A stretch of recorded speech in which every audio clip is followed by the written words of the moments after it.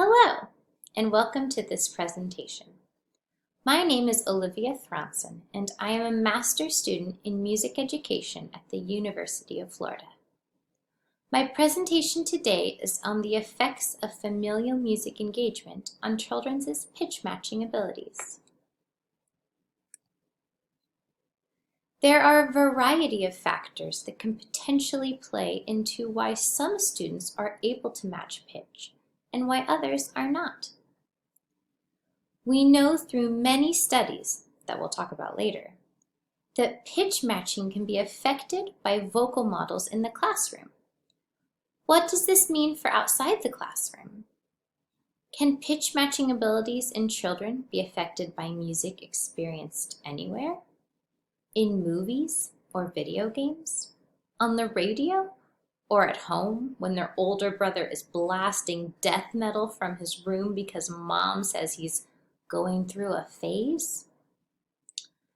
Familial engagement in music is most likely where children experience music the most. This could be listening to music together either intentionally or it playing in the background, watching a movie that has music, dancing to music in the kitchen on a Saturday night, singing music together in the car on the way to soccer practice, or in some cases, maybe even playing instruments together or creating music as a whole family. So, why is all of this important?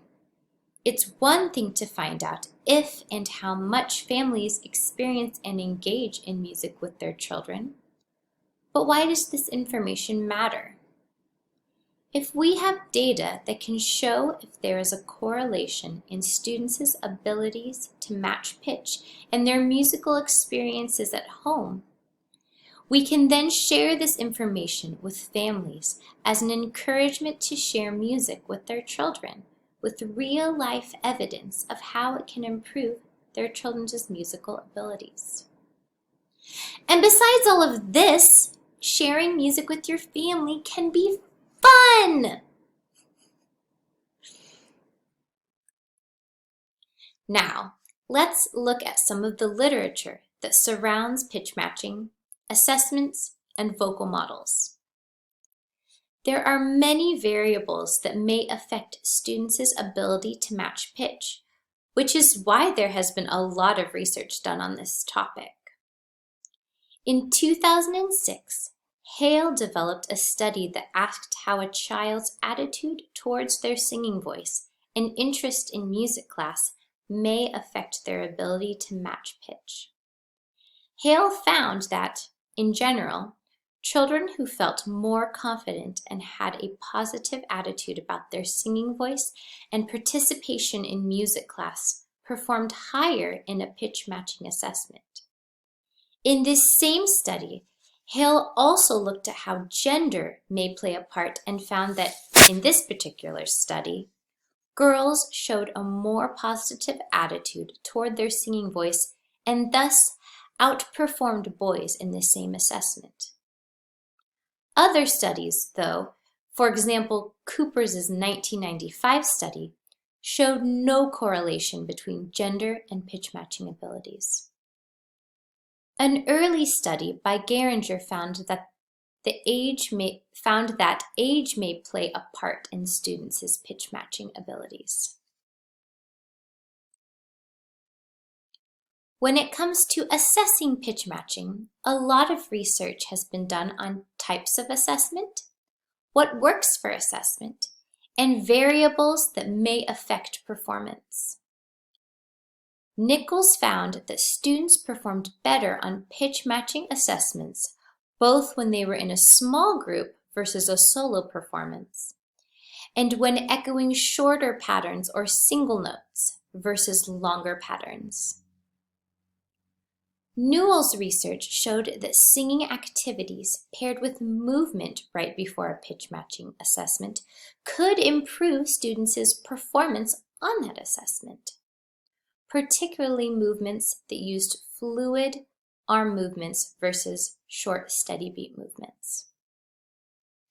Steenwick's study found that singing games may also be a viable form of pitch matching assessment because students are usually more relaxed during a game than a formal assessment and therefore might perform better. Probably where the most research has been conducted on this topic is on vocal models and their effect on children's pitch matching abilities. Many studies have found that when comparing an adult male's voice, an adult female's voice, and a child's voice as vocal models for students, the child's voice has shown to be the most effective. When comparing human voices with instrumental or sine wave examples as vocal models, several studies found that a human voice wins out every time. Vibrato and timbre in vocal models also showed to have an effect on students' ability to match pitch, ultimately concluding that models that sound most like a child's voice have shown to be the most effective in helping students match pitch. Now that we have looked at the existing literature on this topic, let's talk about the purpose of this study.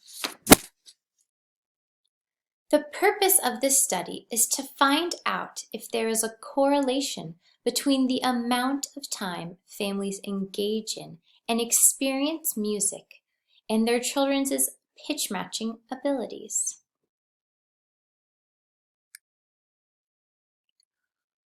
For this study, we will be using quantitative data collection methods. The participants of this study will be 2nd through 4th grade students from Seattle Public Schools in Seattle, Washington, USA. 6 schools have been selected to participate based on their location, equal number of minutes of music class per week, and music teacher willingness to be a participant and help in the study.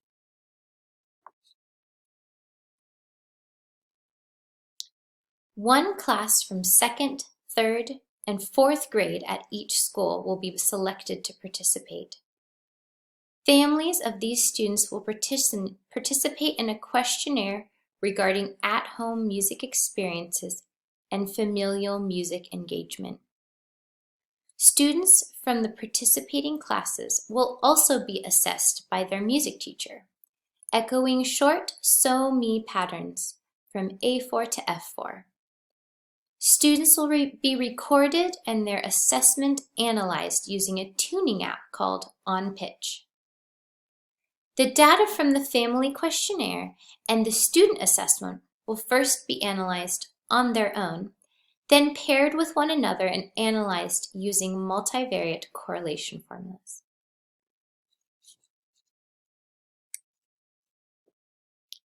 The research questions we will be hoping to answer in this study are: 1.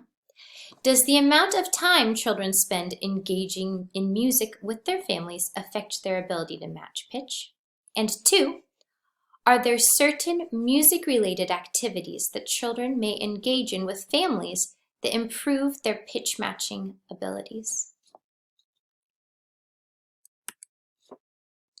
For the final thoughts of this research proposal, I want to express my personal thoughts on how important and wonderful it is to share music with your family. Though this may be outside of the realm of academia, I believe that music can be a wonderful way to connect with your family, both young and old. This core belief is what first encouraged me to want to do this research project. Thank you for listening.